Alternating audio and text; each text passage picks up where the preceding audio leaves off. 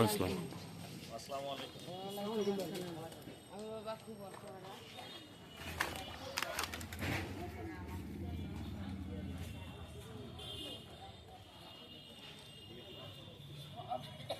আমি যে ঘরে ইয়ে করবো আমার তার অবস্থা দেখেন না বাচ্চা কি কথা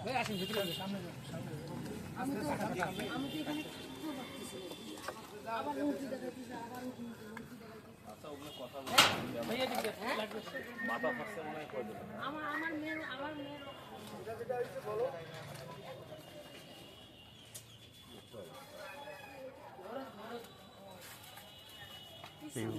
এগুলো সব ভাঙছে জি চেয়ার একটা রেখে সব ধরে ডান্স লাঠি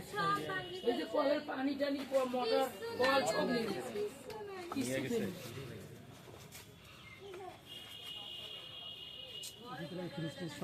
কতজন আসছে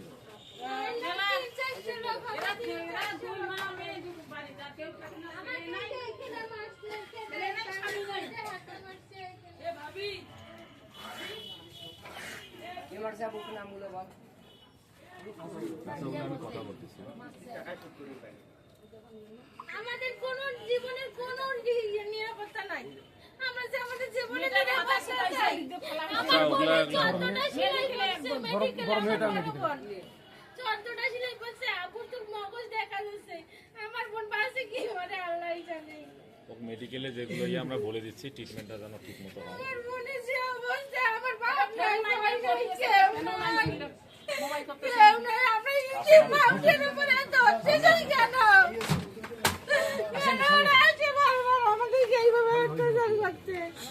রান্না করি আমরা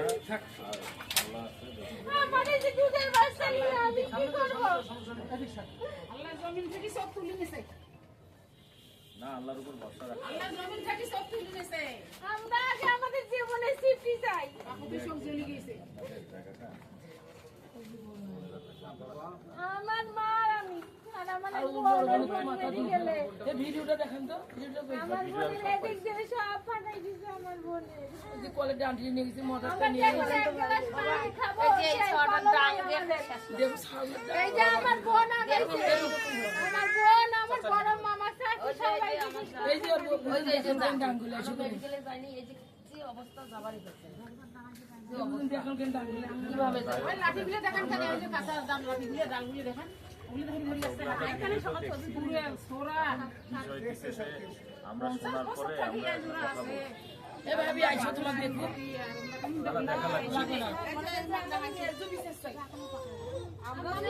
এখন আমরা নিরাপত্তা চাই নিরাপত্তা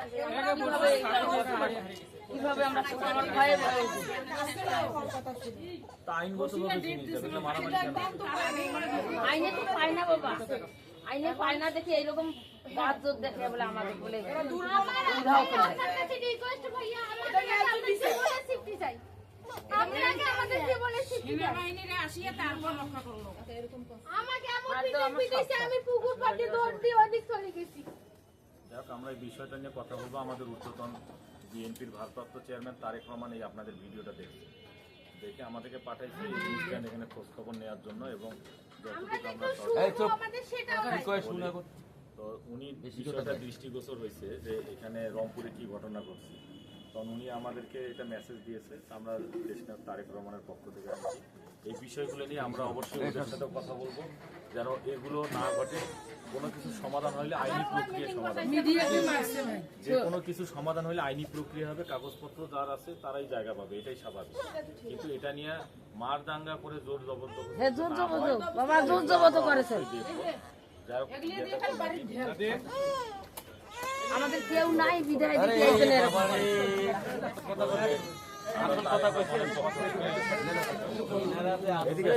এইজন্য আপনি আসল কথা আমরা তারেক রহমানের পক্ষ থেকে যতটুকু আমাদের দ্বারা সম্ভব আমরা আপনাদের যাতে আপাতত জিনিসগুলো ঠিকঠাক করেন আমরা পরবর্তীতে আরো সহযোগিতা করার চেষ্টা করবো এবং আমরা ওই পক্ষের সাথেও কথা বলবো যেন এরকম গন্ডগোল না হয় বসে যেন সমাধান হয় বসে সমাধানের পক্ষে তো আপনারা আপনারা বসে সমাধান যদি ওদের কাগজ থেকে ওরা পাবে আপনাদের থাকলে আপনারা পাবেন এই তো এটা তো আমরাও চাই যে যেন এই দেশের বর্তমান প্রেক্ষাপটে এরকম কিছু না হয়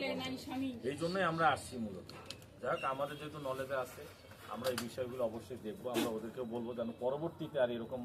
গন্ডগোল, এরকম ভাঙচুর যেন না হয়। যদি কোনো কথা থাকে আইনি প্রক্রিয়া সমাধান হবে। ও আবার নাকি আসতে যাচ্ছে। না না না, এই আমি আসলাম আবার উদ্বৃত্ত কথা কয় ওগুলো যদি আমরা জানতে পারি, রহিম আছে, ও আমাকে জানাবে, আমরা সাথে সাথে ওদের সাথে কথা বলবো। আমাদের একটা বড় বোন এই তো রহিমের নাম্বার কথা কবে এই যে আমার কাছে নাম্বার, এই যে আমি নাম্বার ম্যানেজ করছি তুমি। আর আমি কথা বলবো, আমি ওদেরকেও ডাকবো, ওদেরকে ডেকে আমি কথা বলবো যাতে ওরা যাতে মারামারি না করে, যে কোনো সমাধান বসে সমাধান করবে। আপনারা আইনি প্রক্রিয়া যে সমাধান হবে সেইভাবে সমাধান করবে। আইনি যারা এত কথা বলছি আমাদের কথা আমরা বলবো, আপনারা কোনো টেনশন নেওয়ার দরকার নেই। যেটা হয়েছে এই ঘটনাটা অত্যন্ত দুঃখজনক। আমরাও কষ্ট পাইছি এইটা দেখার পর থেকে। যাও, বিষয়গুলো যাতে সমাধান হয় আমরা এটা চাই। আমরা কোনো গন্ডগোল চাই না। এত কষ্ট করে 16 বছরের দুঃশাসন থেকে দেশ একটা জায়গায় ভালো জায়গায় আসছে, আর এই সময় যদি আবার এগুলো হয়, এগুলো অত্যন্ত দুঃখজনক ব্যাপার। ঠিক আছে, আমি তো ওই যে এই এখন চুপ করে হয়েছে আরে করবো না। মা তোমরা যা করেন করো। সরল ওদের নামে সম্মত আছে শুনতেই খেলতাম। তোর কথা সরল বারবার বাধা করেছ, এত কথা কেন? এই লোকটা আসি সামনে তারাই নাই, এখন সবাই চুপ করে দাও। আচ্ছা হোক, যেটা হয়েছে আমি আপনাদের এখানে